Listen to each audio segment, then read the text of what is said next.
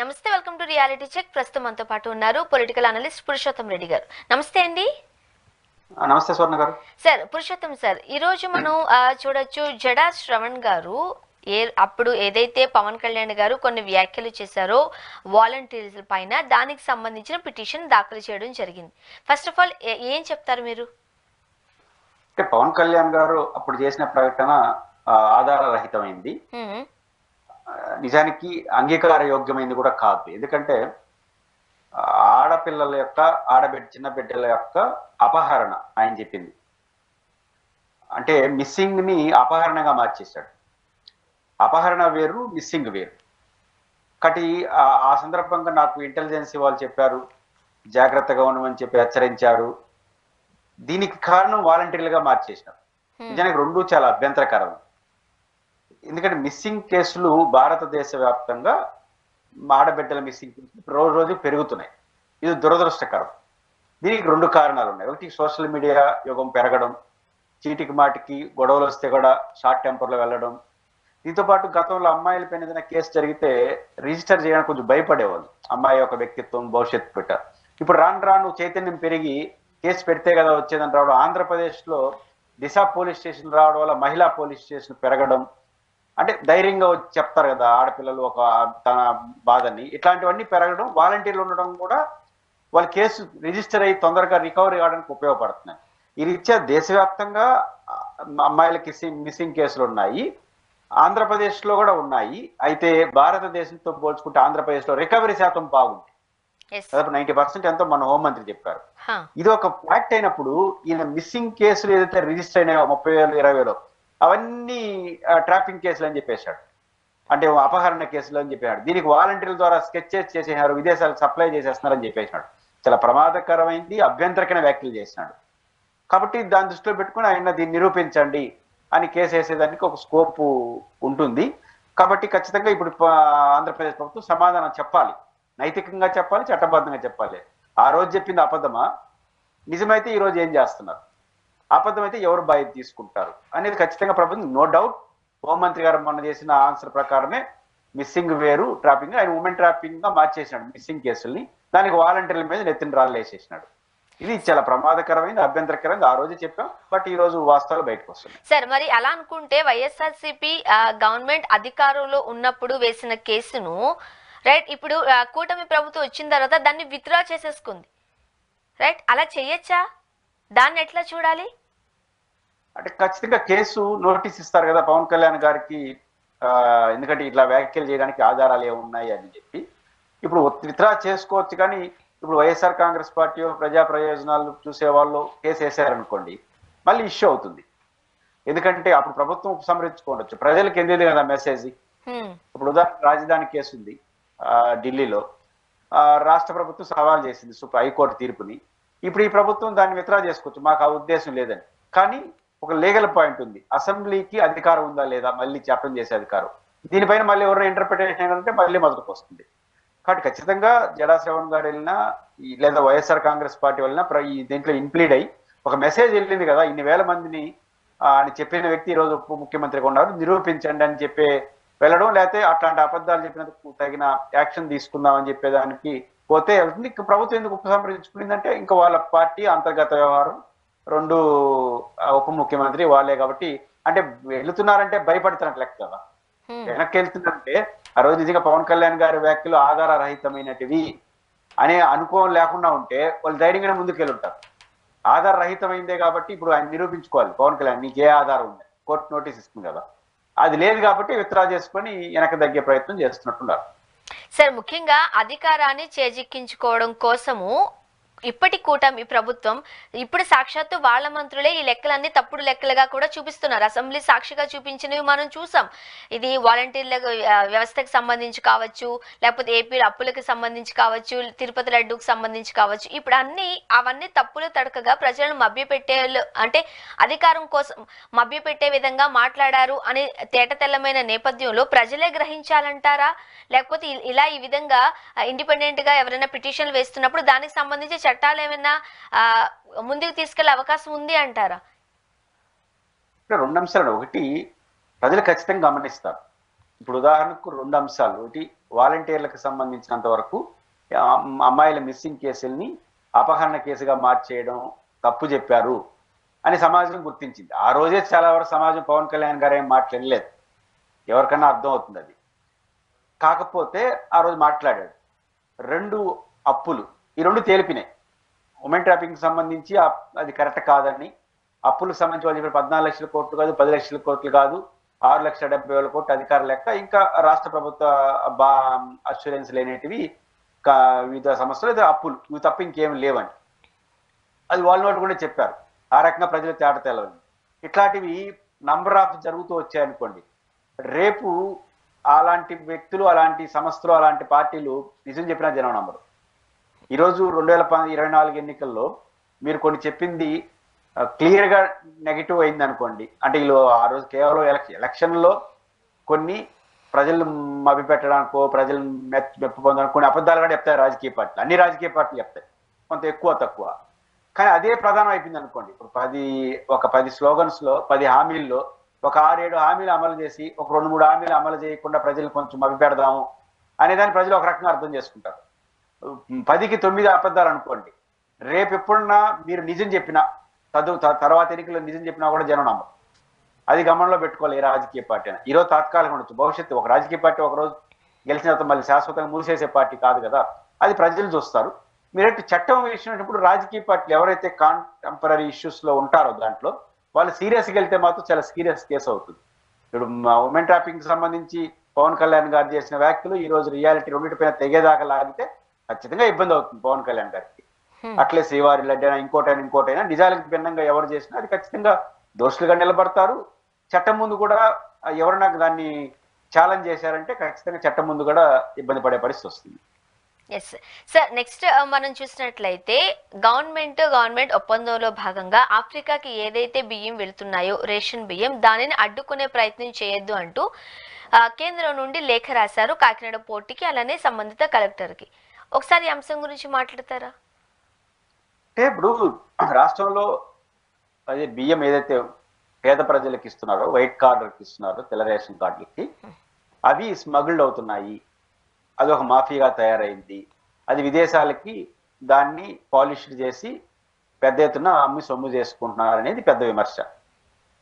ఇది నిజమని కాసేపు అనుకుంటే చాలా చోట్ల జరుగుతున్నాయి, వాస్తవం కూడా అది. దాన్ని ఎట్లా తేల్చాలి? పవన్ కళ్యాణ్ గారు అక్కడ పోవడం సినిమాటిక్ లో వెళ్ళాడు. సినిమాలో హీరోయిజం ఎట్లుంటుందో అటు చూపించి, రాజకీయం వేరు, సినిమా వేరు. ఇప్పుడు ఈ సమస్యని పరిష్కరించుకోవడం ఎట్లా? ఇప్పుడు ప్రజలు వైట్ కార్డు ఎవరైతే ఉన్నారో, తెల్ల రేషన్ కార్డు వాళ్ళు, పేదలు ఈ ఉచిత బియ్యం అందుకుంటున్నారో వాళ్ళు ఎందుకు తిరిగి ఇచ్చేస్తున్నారు? నాసిరకమైన బియ్యం వచ్చినట్టే కదా. అంటే మామూలు అన్నం తినడానికి పనికిరాదనే కదా వాళ్ళు అమ్మేసేది, ఇలా ఊరికే ఎందుకు అమ్ముతారు? అమ్మేసి ఉచితంగా వచ్చిన 5 రూపాయలు 10 రూపాయలకు అమ్మేసి 40 రూపాయలు పెట్టి బజార్లో కొంటాడు ఎవడైనా. అలా కొంటున్నారంటే దీన్ని రైస్కు వాడుకోవట్లేదు అర్థం. కాబట్టి సప్లైలో లోపాలు ఉన్నాయి, దాన్ని ఆపచ్చుగా. సప్లై ఎవరు చేస్తారు? ప్రజలు పోయి చేసుకుంటారా? ప్రభుత్వం మిల్లర్స్ చేసుకుంటారు. అక్కడ తప్పు జరగకుండా చూసుకున్న ప్రభుత్వం చేసుకోవచ్చు, ఆడాపచ్చు. ఒకవేళ ఇక్కడికి వచ్చిన తర్వాత పోతుంది అనుకోండి, ఫస్ట్ రేషన్ డీలర్ నుంచి ప్రజలకు రావాలి, ప్రజల నుంచి మళ్ళీ ఎవరో మిడిల్ మ్యాన్ కొనాలి, మిడిల్ మ్యాన్ వాళ్ళు తప్పుడు మార్గాల్లో పులప్ చేసుకోవాలి, అక్కడి నుంచి మళ్ళీ నియోజకవర్గ సరిహద్దులు, మండల సరిహద్దులు, జిల్లా సరిహద్దులు దాటి కాకినాడకి రావాలి. మరి ఇదంతా ఆపేయచ్చు కదా ప్రభుత్వం. దీని ఆపకుండా నేరుగా షిప్ కాడ పోయి సీజ్ ద షిప్ అని డైలాగులు వాడితే ఏమి లాభం? కాబట్టి అది వాళ్ళ పరిధి కాదు, పరిష్కారం కాదు. పరిధి ఎందుకు కాదు? Government of India. అది ఆంధ్రప్రదేశ్ ప్రభుత్వం, సివిల్ సప్లై మినిస్టరు, లేకపోతే గవర్నమెంట్, పోలీస్ యంత్రాంగం ఏం చేయాలి? ఇట్లా బియ్యం ఎందుకు సప్లై అవుతుందో సప్లై కార్డ్ని అరెస్ట్ చేయాలి. అది సాధ్యం కాకుండా ముందుకు వచ్చిన ప్రజలు ఎవరన్నా ఇట్లాంటి స్మగుల్ జరుగుతా ఉంది పూలప్ చేసుకొని దాన్ని మళ్ళీ స్మగుల్ చేసి విదేశాలకు అమ్మే సొమ్ము చేసుకున్నప్పుడు సరిహద్దులు ఇవన్నీ దాటి అడిగి పోతున్నాయి. ఇంత లోపల ఆపేయచ్చు కదా. పౌర సరఫరాల శాఖ, గవర్నమెంట్ అనుకుంటే చెక్ పోస్టులు కూడా ఆపేస్తే పోగలవా? ప్రభుత్వం ఎవరన్నా చేయగలరా? అంత సాహసం చేయట్లేదు. ఆ ప్రభుత్వం పవన్ కళ్యాణ్ గారు మన జిల్లా కలెక్టర్ సమావేశంలో ఏం చెప్పాడు? ఇంత పెద్ద ఎత్తున స్మగుల్ జరుగుతా ఉంటే ఏం చేస్తున్నారు కలెక్టర్లు అన్నాడు. మీకు ఏమైనా ఒత్తిళ్ళు ఉన్నాయా అన్నాడు. నిజం చెప్పాడు. ఒత్తిళ్ళు ఉంటేనే ఆపుతారు వాళ్ళు. ఎవరు ఒత్తిళ్ళు చేస్తారు? అధికార పార్టీ వాళ్ళు చేస్తారు. ప్రతిపక్షం మీరు నేను చెప్తుంటారు పోలీసు వ్యవస్థ. కాబట్టి ఇప్పుడు ఒత్తిళ్ళు ఉన్నాయని మీరే ఇండైరెక్ట్ చెప్తారు. ఏడాపాలో ఆడాపరు. అక్కడ పరిష్కారం కావాలో చేయకుండా నేరుగా ఇంక విదేశాలకు సప్లై చేసాడు పోయి ఆడబోతే అది అధికారికంగా పోయేటవి ఉంటాయి, అనధికారికంగా ఉన్న ప్రభుత్వాల లోపాలంటే పోవచ్చు. అనధికారిక లోపాలు కూడా మీది తప్పు కదా, సప్లై చేసేవాళ్ళదా. కాబట్టి సిప్పు వరకు పోకముందు కానీ మీ పాత్ర, పోర్టు ఎంట్రీ అయిపోయిన తర్వాత పవన్ కళ్యాణ్ గారు కూడా అనుమతి తీసుకునే పోవాలి లోపలికి, ఎవరికి అనుమతి లేదు, అది గవర్నమెంట్ ఆఫ్ ఇండియాది. కాబట్టి మీరు సైతం అనుమతి తీసుకోవాలి, దాంట్లో దూరడం ఎందుకు? మీరు చేతిలో ఉన్న పరిష్కారమైన చెక్ పోస్టులు, మిల్లర్స్, ప్రజలు వీళ్ళ దగ్గర ఆపేయవచ్చు కదా, దానిపైన ఆపుకుని ఆడిపోయేసి ఆపడం అంటే అది సినిమాటిక్ గా ఉంటుంది, అది సినిమాలో పనికి వస్తుంది తప్ప ఫ్యాక్టరీ పని కాదు, ఇది పరిష్కారం కాదు, మంచిది కాదు. అదే ఈ రోజు కేంద్ర ప్రభుత్వం కూడా చెప్పింది, సిప్లో పోయి మీరేం చేసేది, మీరు ఏదైనా ఉంటే మీ పనులు మీరు చూసుకొని చెప్పింది. ఒకవేళ తగిన ఆధారాలు ఉంటే మీరు కేంద్ర ప్రభుత్వం లెటర్ రాయాలి, వాళ్ళని కాకినాడ పోర్టు నుంచి మీ అధికారుల సహకారంతో వైఫల్యం జరుగుతా ఉంది, యాక్షన్ వాళ్ళే యాక్షన్ తీసుకుంటారు. కాబట్టి ఆ పని, కాబట్టి కేంద్ర ప్రభుత్వం చేసింది సరైనది, ఎప్పటికైనా దాన్ని ఆపేసి వాళ్ళ పని వాళ్ళు చేస్తే బెటర్. సార్, రాష్ట్రం విడిపోయి 10 ఏళ్ళు అయినప్పటికీ కూడా ఇప్పటికీ కూడా రాజధాని నిర్మించడంలో కావచ్చు, లేకపోతే రాజధాని లేదు అంటూ ఏపీ ప్రజలు వాపోతున్నారు అన్న సందర్భాలు కూడా చూసిన నేపథ్యంలో 3 ఏళ్లలో రాజధాని నిర్మాణం పూర్తయిపోతుంది అంటూ నారాయణ గారు చెప్పడం జరిగింది. సాధ్యమే అంటారా? రాజధాని లేదు అనడం పెద్ద అన్యాయమైన మాట. ఈ 10 ఏళ్ళు యాడ్ నుంచి పరిపాలించినారు. వెలగపూడిలో వాళ్ళు చెప్తున్న అమరావతిలో సెక్రటేరియట్ ఉంది, అసెంబ్లీ ఉంది, హైకోర్టు ఉంది, సాధారణ పరిపాలన జరుగుతుంది. కొన్ని కార్యాలయాలు రెంటెడ్ హౌస్లో నడుస్తున్నాయి. రాజధాని లేక వెలగపూడి కేంద్రంగా మన రాజధాని నడుస్తూ ఉంది.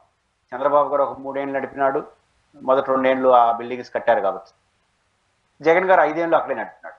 అంటే రాజధాని ఉంది. తెలుగుదేశం ప్రభుత్వం గతంలో ప్లాన్ చేసినటువంటి మహానగరం లేదు అక్కడ, అంతే తప్ప మహానగరం మీరు అనుకునే మహానగర కాన్సెప్ట్ రాజధాని అన్నారు కదా, అది లేదు తప్ప అక్కడ రాజధాని ఎందుకు లేదు?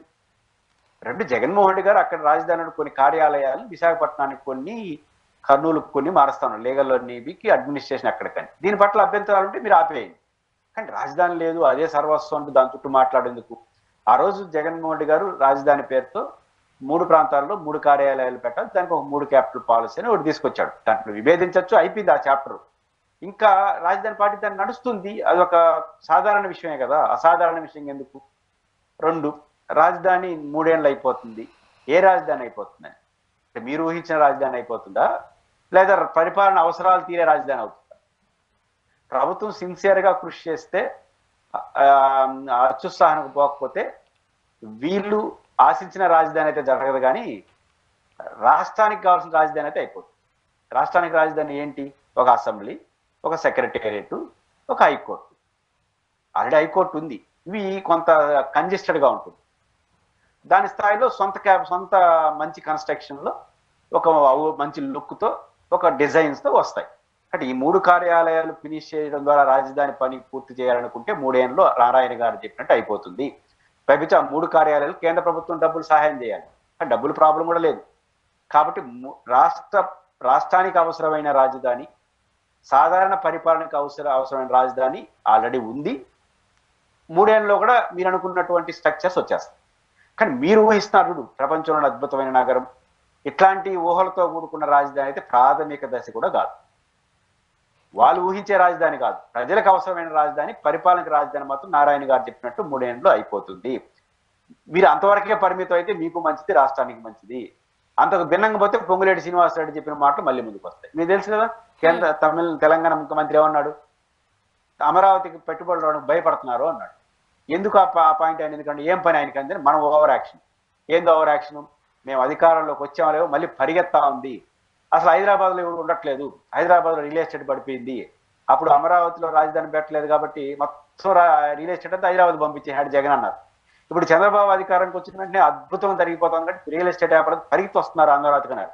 ఈ ఉత్సాహం ఎక్కువ పెడితే ఆయన కోపం వచ్చింది. ఆడికేంది వచ్చేది హైదరాబాద్కి వస్తుంది, లేకపోతే బెంగళూరు పోతారు, లేకపోతే చెన్నై పోతారు, మీ దగ్గర కూడా వస్తాయి, ఎవడు రాడని చెప్పినాడు. ఇది వస్తాయి అనవసరమైన గందరగోళాలు. కాబట్టి పరిపాలన రాజధాని, ప్రజలకు అవసరం రాజధాని 3 ఏళ్ళలో చేయొచ్చు, వాళ్ళు ఊహించే రాజధాని మాత్రం 3 ఏళ్ళలో జరగదు. రైట్. జగన్మోహన్ రెడ్డి గారు పారిశ్రామికంగా, ఇండస్ట్రియల్ పరంగా వైజాగ్ ని డెవలప్ చేయాలి, మరోపక్క ఒక హైకోర్టు బెంచ్ ను కర్నూలులో పెట్టడం ద్వారా రాయలసీమ ప్రాంతాన్ని అభివృద్ధి చేయాలనే ఉద్దేశంతో 3 రాజధానుల అంశాన్ని తెర మీదకి తీసుకొచ్చారు. అది ఫెయిల్ అయినట్టుగానే కూడా మనం చూడొచ్చు. దానికి one of the best example మొన్నటి ఎలక్షన్స్ లో ఉన్న రిజల్ట్. ఇప్పుడు మరి కర్నూలు వాసులకు కావచ్చు, వైజాగ్ వాళ్ళకు కావచ్చు, ఎట్లా అంటే వాళ్ళు యాక్సెప్ట్ చేసే అవకాశాలు కూడా ఉన్నాయి. కాబట్టే నాకు తెలిసి రిజల్ట్ ఏమో రైట్ ఈ ప్రాంతాల అభివృద్ధి ఎలా అంటారు? అంటే రాజధానికి అభివృద్ధికి సంబంధం లేదు. రాజధాని అనేది అభివృద్ధికి చిహ్నమేం కాదు. రాజధానిలోనే అన్ని పెడతాం, ఆ నగరాన్ని మొత్తం హైదరాబాద్ లాగా చేస్తామంటే అది అభివృద్ధికి చిహ్నం కావచ్చు. అందువల్ల అందరికీ మోజు వచ్చింది రాజధాని. ఇప్పుడు ఆస్ట్రేలియా రాజధాని పేరు ఆస్ట్రేలియాలో మంచి నగరాల పేరు చెప్పమంటే సిడ్నీ, మెల్బోర్న్ ఇవన్నీ చెప్తారు మీరు. కానీ ఆస్ట్రేలియా రాజధాని పేరు చెప్పంటే మీరు గూగుల్లో కొడతారు మిమ్మల్ని అడిగితే. కెనబెరా అని మా తిరుపతి కన్నా చిన్నది. ఆస్ట్రేలియా డెవలప్మెంట్ కంట్రీ, దానికి ఎయిర్పోర్ట్ లేదు. ఆస్ట్రేలియా రాజధానికి పెద్ద రాజధాని ఒక ఖండం, 7 అభివృద్ధి చెందిన ప్రపంచ దేశాలు అదొకటి. అలాంటి దేశ రాజధానికి ఎయిర్పోర్ట్ లేదు. మనం ఓవర్ యాక్షన్ భారతదేశంలో రాజధాని అంటే అన్ని హైదరాబాదు, బెంగళూరు, చెన్నై, కలకత్తా, ఢిల్లీ పెట్టుకుని అదే ఊగులాడుతుంది. రాజధాని అంటే జస్ట్ పరిపాలనా కేంద్రం, అంతవరకే పరిమితం. అయితే అభివృద్ధికి రాజధానికి సంబంధం లేదు. అన్ని ఆడ పెడతాం హైదరాబాద్ అంటే అందరూ మాకు హైదరాబాద్ కావాలని అన్ని ప్రాంతాల్లో అడుగుతారు. మీరు ఆస్ట్రేలియా లాగా మోడల్గా కొన్ని దేశాల మోడల్గా చేస్తే ఇట్లా అడగరు. ఇది ఫస్ట్ పాయింట్. రెండో పాయింట్, జగన్మోహన్ రెడ్డి గారి ఫెయిల్ సక్సెస్ కాదు, అసలు ఇంప్లిమెంటే చేయలేదు కదా. ఇంప్లిమెంటేషన్ కోర్టులో అడ్డుకున్నారు, అయిపోయింది. కాబట్టి అది ప్రాథమికమైన అంశం. జగన్మోహన్ రెడ్డి గారు ఇంటర్ అయితే గత ఎన్నికల్లో రాజధాని అంశం టాపికే కాదు, మనం మాట్లాడుకున్నాం మీడియాలో. ఎందుకంటే చంద్రబాబు గారు సూపర్ 6 చేస్తానన్నాడా, అమరావతి చేస్తానన్నాడా ఎన్నికల్లో? 2024 ఎన్నికల్లో సూపర్ 6 అమలు చేస్తానని ఊరూరు చెప్పినాడా, రాజధాని కడతానని చెప్పాడా? సూపర్ 6 చెప్పినాడు. రాజధాని ఎందుకు చెప్పలా? అది ఒక పాపులర్ డిమాండ్ కాదు, చెప్పాడు ఏడో ఒక చోట. జగన్మోహన్ రెడ్డి గారు 3 రాజధానులు అన్నాడా? ప్రధానంగా ఆయన సూపర్ 6 అమలు చేయలేడు, నేనైతే బాగా అమలు చేస్తానన్నాడు. అంటే సూపర్ 6 చుట్టూ నడిచాయి తప్ప రాజధాని చుట్టూ జరగలేదు. కానీ ప్రజలు కూడా రాజధాని చుట్టూ ఆలోచించలేదు. కానీ చంద్రబాబు గారు ఆ మాట చెప్పాడు, సింపుల్ గానే చెప్పినాడు. ఏమని? మేము అన్ని రాజధానులు అమలు పెడతాం. అది ఆ నైతికత ఆయనకు ఉంది తప్ప ప్రజలేవి రాజధాని పట్టించుకోలేదు. పట్టించుకుంటే 24లో రాజధాని అంశం పనిచేస్తుంటే 19లో ఎందుకు ఓడిపోయినారు ఘోరంగా తెలుగుదేశం పార్టీ? రాజధానిలో ఓడిపోయినారు తెలుగుదేశం పార్టీ. తాడికొండ నియోజకవర్గం మంగళగిరిలో లోకేష్ ఓడిపోయినాడు. మళ్ళీ రాజధాని తెచ్చిచ్చిన పార్టీ ఎందుకు ఓడించారు? కాబట్టి రాజధాని అనేది ప్రజల అంశం కాదు. జగన్మోహన్ రెడ్డి గారు దాన్ని మార్పులు చేర్పులు అన్నాడు కాబట్టి అది ప్రజల అంశంగా మారింది. అది ఎన్నికల్లో పనిచేసినట్టుగా నేను ఏమవుతా అనుకోను. ఎస్, పురుషోత్తం రెడ్డి గారు, చంద్రబాబు నాయుడు గారు, ముఖ్యమంత్రి చంద్రబాబు నాయుడు గారు, ఉప ముఖ్యమంత్రి పవన్ కళ్యాణ్ గారు భేటీ అయ్యారు. మంత్రి పదవులకు సంబంధించి ముఖ్యంగా నాగబాబు గారికి కేటాయించే మంత్రి పదవి గురించి చాలా క్లియర్ గా డిస్కస్ చేసినట్టుగా కూడా వార్తలు వస్తున్నాయి. ఏం చెప్తారు? అదేదో సామెత గుర్తొస్తుంది. ఇంత మంత్రివర్గమే ప్రమాణ స్వీకారం ఆయన చేయలే, ఇంకా ఇప్పుడు అప్పుడే మంత్రి ఏ శాఖ ఇస్తారని చర్చ ఇప్పుడు మీడియాలో. ఇప్పుడు ఆయన మంత్రి కావడం ప్రధాన సమస్య. చట్టం ఏం చెప్తే, ఆయన ఒక ఎమ్మెల్యే కాదు, ఎమ్మెల్సీ కాదు. చట్టం ఏం చెప్తుందంటే ప్రమాణ స్వీకారం చేసిన 6 నెలలలోపు ఉభయ సభలో ఒక సభ్యుడు కావాలి. ఇప్పుడు సభ్యుడు అవ్వాల్సిన అవసరంలా, సభ్యుడు కాకపోయినా ప్రమాణ స్వీకారం చేసేవచ్చు, 6 నెలల లోపల కావాలి. కానీ ఇప్పుడు ఆంధ్రప్రదేశ్లో ఏ ఎమ్మెల్యే రాజీనామా చేస్తే అది కుదరదు. 2 శాసన మండలి ఉంది, శాసన మండలిలో సభ్యుడిగా చేరొచ్చు. ఇప్పుడు శాసన మండలి ఎవరైనా రాజీనామా చేసి పంపించాలి. రాజీనామా చేయాలంటే ఆయన ఆమోదించాలి. ఎవరు? శాసన మండలి చైర్మన్. తెలుగుదేశంలో భయం ఏంటంటే శాసన మండలి చైర్మన్ వైసీపీ కాలంలో నియమించిన ఆయన కాబట్టి ఆయన త్వరగా, స్పీకర్ ఎన్ని రోజులు ఆమోదించాలని రూల్ ఏమి లేదు, 5 ఏళ్ళు కూడా పెట్టుకుని వాయిదాలు వేస్తూ ఉండొచ్చు. అటు రాజీనామా చేయడానికి స్పీకర్ డిలే చేయొచ్చు, శాసన మండలి చైర్మన్ డిలే చేయొచ్చు. కాబట్టి ఆయన ఒప్పుకోకపోతే రాజీనామాని ప్రమాణ స్వీకారం మళ్ళీ వెనక్కి వచ్చేస్తారు 6 నెలల లోపల. కాబట్టి మార్చి పైన శాసన మండలి స్థానాలు ఖాళీ పడతాయట. ఖాళీ పడినప్పుడు ఆయన శాసన మండలికి ఎన్నికై జరుపుతారు. లేకపోతే మీరు ఆయన పేపర్ మీద ఎందుకు రాసేయాలి? ప్రశాంతంగా గవర్నర్కి చెప్పుకుంటే సాయంత్రం చెప్తే తెల్లారు. ఇప్పుడు ఉదయం చెప్పారంటే సాయంత్రం వచ్చి నా దగ్గర ప్రమాణ స్వీకారం చేయమని ఉంటాడు. ఎందుకు నాగబాబు గారు చేయలేదు అంటే ఆయన శాసన మండలి కాదు, ఇప్పట్లో అవుతాడు కాదు, చేయలేదు. కాబట్టి శాసన మండలి సభ్యుడు అయ్యి చేయాలి, దానికి సమయం పడుతుంది. ఆ 2-3 నెలలు పట్టింది అనుకోండి, మళ్ళీ సింపుల్గా ఏం చేసేట ఒక నీరు అవుతుంది కదా, ఇంకొంతకాలం ఆగి ఇంకో 4-5 తొలగించి యాక్టివ్గా లేని వాళ్ళు తెలుగుదేశం వాళ్ళకి ఆశలు ఉంటాయి కదా, ఆయన ఒకనే చేసుకుంటూ మా పరిస్థితి అంటే బీజేపీ వాళ్ళకి ఆశలు ఉంటాయి. కాబట్టి ఉన్న వాళ్ళు ఎవరున్నా కొంతమంది ప్రాధాన్యత లేని వాళ్ళు, లేకపోతే ప్రయారిటీ లేని వాళ్ళు, కొత్త వాళ్ళుగా అంటే ఖాళీగా ఉండే వాళ్ళు, పవర్ఫుల్ వాళ్ళని తీసుకు అని గెలుపు చేద్దామని కూడా మనం ఏం ఆశ్చర్యపోనట్లు. అది జరిగితే మళ్ళీ నీకే శాఖ నా శాఖ. ఇప్పుడు అది జరగకుండానే నీ శాఖ నా శాఖ అన్నారంటే అందులో సినిమా వాడు కాబట్టి ఆయన సినిమా టోఫోగ్రామీ అంటే మీడియా ఇచ్చేసింది. ఇవ్వాల్సిన చంద్రబాబు నాయుడు కదా, దానికి సమయం ఉంది. ఇప్పుడు వాళ్ళిద్దరి మధ్య ఏరే చర్చలు ఉంటాయి తప్ప ఎప్పుడు తీసుకుందాం అనే దాంట్లో ఏమైనా చర్చించుతారు తప్ప ఏ శాఖ అనేది ఇప్పుడు చర్చించే పరిస్థితి అయితే ఉండదు. కానీ ఒకవేళ మీడియాలో వస్తున్న వార్తల ప్రకారం సినిమాటోగ్రఫీ మంత్రిగానే నాగబాబు గారిని నియమించినట్లయితే ప్రస్తుతం ఉన్న కందుల దుర్గేష్ గారి పరిస్థితి ఏంటి? ఏముంది, ఇప్పుడు 25 మంది మంత్రులు ఉండొచ్చు. దాంట్లో ఇంకొకరికి అదనంగా ఇచ్చిన శాఖను కోసేసి ఇస్తారు, ఇబ్బంది ఏముంది. కాబట్టి సినిమాటోగ్రఫీ మంత్రి సినిమా వాళ్ళు కాబట్టి ఆయన చెప్తున్నాడేమో కానీ సినిమాటోగ్రఫీ మంత్రి పవర్ఫుల్ మినిస్టర్ ఏం కాదు, చాలా పరిమితమైన మంత్రే. కాబట్టి ఇప్పుడు 25 మంది, ఇప్పుడు 10 మంది మంత్రివర్గంలో ప్రమాణ స్వీకారం చేశారనుకోండి, 10 మందికే సర్దుతారు మంత్రి పదవులు. లేదా కొంతమందికి శాఖ లేని కొన్ని శాఖల్ని ముఖ్యమంత్రి గారు పెట్టుకుంటారు. ముఖ్యమంత్రి దగ్గర ఉన్న శాఖ అన్నా డైవర్ట్ చేయొచ్చు. విద్య వైద్యం ఒకరు పెట్టుకుంటారు, విద్య ఒకరికి మంది వైద్యం ఒకరు చేస్తారు, అది పెద్ద విషయం కాదు. ఇప్పుడు ఐటీ విద్యాశాఖ లోకేష్ గారు చూస్తున్నారు, 2 శాఖలు చూస్తున్నారు. రేపు ఇంకొకరికైతే ఆయనతో ఒక శాఖ ఇవ్వచ్చు, లేకపోతే ఇంకొకరితో కోసి ఇవ్వచ్చు, అది పెద్ద సమస్య. ఇప్పుడు సినిమాటోగ్రఫీ మరియు టూరిజం అంటున్నారు, ఒక సినిమాటోగ్రఫీ ఒక ఆయనకి, టూరిజం ఒకరికి, కేరళ ఒకరికి ఇవ్వచ్చు, అది పెద్ద ఇబ్బంది. అండ్ నిన్న ఒక ఆసక్తికరమైన పరిణామాన్ని మనం చూసాం. టీడీపీ నేతలతో జోగి రమేష్ గారు చెట్టాపట్టాలు వేసుకుని తిరుగుతున్నట్లుగా ఆ గౌతు లచ్చన్న గారి విగ్రహావిష్కరణ కార్యక్రమంలో మనకి కనిపించారు. దీనికి సంబంధించి లోకేష్ గారు చాలా సీరియస్ అయ్యారంటూ కూడా వార్తలు వస్తున్నాయి, రైట్? ఎలా చూడాలి ఈ అంశాన్ని? సీరియస్ అయితే లోకేష్ గారు అయ్యారా చంద్రబాబు గారు అన్నది తెలియదు, కానీ అయ్యి ఉంటారు. అయితే అవ్వాల్సిన అవసరం లేదు, ఎందుకంటే అది గౌతు లచ్చన్న గారి ఒక ప్రైవేట్ యాక్టివిటీ. గౌతు లచ్చన్న గారు గొప్ప నాయకుడుగా అందరూ ఆదిరాభిమాన్ని పొందిన వ్యక్తి. ఒక ప్రైవేట్ కార్యక్రమం ఇప్పుడు అందరినీ పిలుస్తారు, అన్ని పార్టీలో ఉన్న బీసీ నాయకులు అందరినీ పిలుస్తారు. ఆ రీత్యా ఈయనగడ పిలిచారో ఈయనగడ ఇల్లు ఉంటాడు, కాబట్టి అది ప్రైవేట్ వ్యవహారం. కాకపోతే ఇక్కడ ఏం పంచాయతీ వస్తుందంటే, పార్సారథి గారేమో నిన్నటి వైసీపీ మంత్రి, వైసీపీ నాయకుడు, రిలేషన్ ఉందని. ఆ రెండో పాయింట్ ఏంటంటే, ఇప్పుడు ఆయన పైన కేసులు అవి నడుస్తా ఉంది కదా, యోగి రమేష్ వాళ్ళ కొడుకు పైన కూడా ఏదో కేసు పెట్టినట్టున్నారు, అరెస్ట్ అయినట్టున్నాడు. ఇవి ఉన్నప్పుడు వీళ్ళు వాళ్ళతో చట్టపట్టా తిరిగి రాంగ్ మెసేజ్ వెళ్తుంది కదా ప్రజల్లోకి, అంటే వీళ్ళందరూ ఏదో కలిసిపోయినారు, పైకి మాట్లాడుకుంటారని.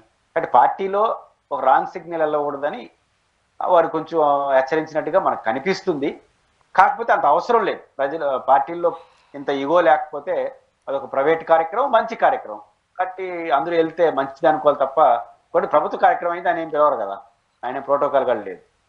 కాబట్టి ఈ రెండు, అంటే సొసైటీలో ఉన్న గ్యాప్ వల్ల బహుశా ఆయనకు అట్లాంటి హెచ్చరిక చేస్తుండొచ్చు. అంతేనా, లేకపోతే వైసీపీని వీడి అవకాశాలు ఉన్నాయా? ఒకవేళ టీడీపీ వాళ్ళు వెల్కమ్ చెప్పే సాధ్యాలు ఎంతవరకు ఉన్నాయంటారు? యోగి రమేష్ గారు వెళ్తారని నేను అనుకోను, వెళ్ళినా వాళ్ళు తీసుకుంటారని నేను అనుకోను. అవసరం ఉంది, ఆ జిల్లాలో బోర్డు మంది ఉన్నారు, ఇప్పుడు ఉన్న వాళ్ళకే పదవులు లేకనైపోతుంది. పైవచ్చి మీద కేసులు ఉన్నాయి, గొడవలు ఉన్నాయి వాళ్ళతో. ఈ టైంలో ఆయన చేర్చుకునే కేసులను పక్కన పెడితే ప్రజలకు ఒక రాంగ్ సిగ్నల్, పార్టీలో కూడా ఇప్పుడు అవసరమా, మాకే పదవులు లేకుండా మళ్ళీ ఇంకో ఆయన తీసుకొచ్చి చేసుకున్నారని వాళ్ళే గొడవ పెట్టే అవసరం. కాబట్టి ఆ రెండు జరగకపోవచ్చు అనుకుంటున్నాను. సార్, మనం గత కొన్ని రోజుల నుంచి డిస్కస్ చేస్తున్నాం జమిలీ ఎన్నికలకి సంబంధించి. ఎట్టకేళ్లకు పార్లమెంట్ కి ఆ బిల్లు వచ్చింది. అట్ ద సేమ్ టైం అంటే ధిక్కార స్వరం వినిపిస్తున్న పార్టీలు కూడా ఉన్నాయి. ఏం చెప్తారు మీరు? 2/3 మెజారిటీ అవసరం ఉంది, అంత బలం ఉందా? జమిలీ ఎన్నికలకు సంబంధించినంత వరకు మనం ముందు అనుకున్నట్టు ఈ రోజు రేపా చట్టం అవుతుంది. చట్టానికి సంబంధించి ఆ బిల్లు మొత్తం చదివితే దాంట్లో ఉన్న మంచి చెడ్లు మళ్ళీ ఇంకో సందర్భంలో మనం చర్చ చేయొచ్చు. అయితే ధిక్కార స్వరాలు 2 కారణాలు ఉన్నాయి. ఈ జమిలీ ఎన్నికల లోపలే రీఆర్గనైజేషన్ జరుగుతాయి, అసెంబ్లీ అండ్ పార్లమెంట్ అనే ఒక చర్చ నడుస్తాను. అది జనాభా ప్రాతిపదిక జరుగుతున్నట్టు. అప్పుడు సౌత్ ఇండియాలో జనాభా పెరుగుదల తక్కువ, ఎందుకంటే బాగా డెవలప్మెంట్ ఏరియా. ఉత్తరాదిలో జనాభా శాతం ఎక్కువ, పెరుగుదల. ఇప్పుడు ఉత్తరప్రదేశ్లో 70-80 ఎంపీలు ఉన్నాయి, అది ఇంకా ఒక 10-20 పెరుగుతాయంట. ఇప్పుడు ఆంధ్రప్రదేశ్లో 1-2 తగ్గుతాయంట, తమిళనాడులో 1-2 తగ్గుతాయంటున్నారు. అప్పుడు అదే ఒక గొడవ ఉంది, మీరు బాగా పెంచుకునేసి ఆడ గెలిచిపోయి మమ్మల్ని పక్కన పెడేస్తారా అనే చర్చ ఒకటి నడుస్తాం. కాబట్టి అది జనాభా 2, మూడోది చట్టం. ఈ చట్టాన్ని ఎప్పటి నుంచి అమలు చేస్తారు? ఇప్పుడు జమిలీ ఓకే, 27 అమలు చేస్తే 27 జమిలీ పెడితే కొంతమందికి ఆనందం, కొంతమందికి బాధ. ఇప్పుడు ఆంధ్రప్రదేశ్ 27 వస్తే వైసీపీ ఎగిరి గంతేస్తుంది, తెలుగుదేశం పార్టీ 29 వస్తే బాగుంటుంది కదా, మా 5 ఏళ్ళ టర్మ్ పూర్తి చేసుకుంటాం, మేము ఏదో చేసి జనానికి వెళ్తాం అంటారు. కాబట్టి ఏ సంవత్సరం పెడతారనే దానిపైన ఒక గందరగోళం. వాళ్ళు పెట్టే సంవత్సరాన్ని బట్టి, వాళ్ళు తీసుకునే నిర్ణయాలను బట్టి, వీటన్నిటి బట్టి రాజకీయ పార్టీలు రియాక్ట్ అవుతాయి. ఇప్పుడు మాత్రం వాళ్ళు ఏం చెప్పకుండా ఏ పార్టీ బాడీ లాంగ్వేజ్ అది చూస్తారు, మెజారిటీ కావాల్సిన బాడీ లాంగ్వేజ్ ఉన్న పార్టీల్ని కూడా వేసుకుంటారు. వాళ్ళు అనుకున్న ప్రకారం బీజేపీ ముందుకెళ్లే అవకాశం ఉంటుంది. అంటే ప్రస్తుతం ఈ 2/3 మెజారిటీ ఉంది అంటారా ఎన్డీఏకి? ఆ స్ట్రాటజీ ఎలా ఉండబోతుంది అనేది ఒక మీమాంస అయిపోయింది. 2/3 మెజారిటీ లేదు, దాని డౌట్ ఎందుకు. సాధారణ మెజారిటీ కూడా బీజేపీకి లేదు. మిత్రపక్షాలతో కలిపి అధికారకు బీజేపీకి ఇండిపెండెంట్ గా సాధారణ మెజారిటీ కూడా లేదు. అయితే వాళ్ళకి 2/3 మెజారిటీ లేదు, సాధారణ మెజారిటీ ఉంది. ఈ సాధారణ మెజారిటీ దాన్ని దృష్టిని ఎన్డీఏ వాళ్ళందరూ అనుకూలిస్తారు, ఎన్డీఏ ఏతరులందరూ వ్యతిరేకిస్తారు అనేది నిజమైతే ఆ బిల్లు పాస్ కాదు. రాజ్యసభలో పాస్ కాదు, లోక్సభలో పాస్ కాదు. అయితే అది ఉండదు. నేను చెప్తాను కదా, ఎన్డీఏలో జగన్ భాగస్వామ్య కాదు కదా. ఆయన నిన్నటి వరకు 11 ఉన్నారు, ఇప్పుడు 3 పోయినారు, వాళ్ళు 9 ఉన్నారు, 8 మంది ఉన్నారు ఆయనకి.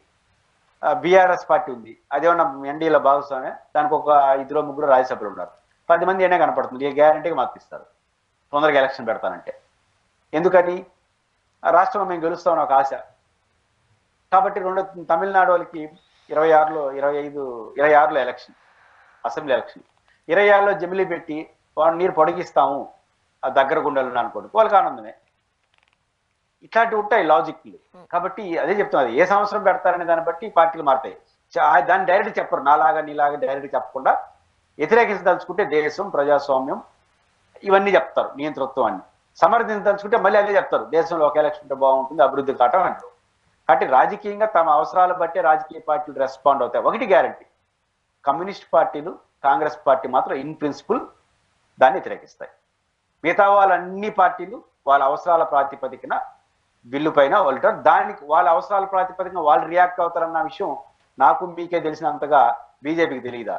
కాబట్టి ఎవరు ఏ పార్టీ దేనికి స్పందిస్తుందో లెక్కలేసుకొని దానికి అనుగుణంగా అడుగులు వేసి వాళ్ళ చట్టాన్ని వాళ్ళు ఆమోదింప చేసుకుంటారు. చూడాలి సార్ ఏం జరగబోతుందో. థ్యాంక్ యూ సో మచ్, మీ అభిప్రాయాలు మాతో పంచుకున్నారు sir. Thank you very much అండి.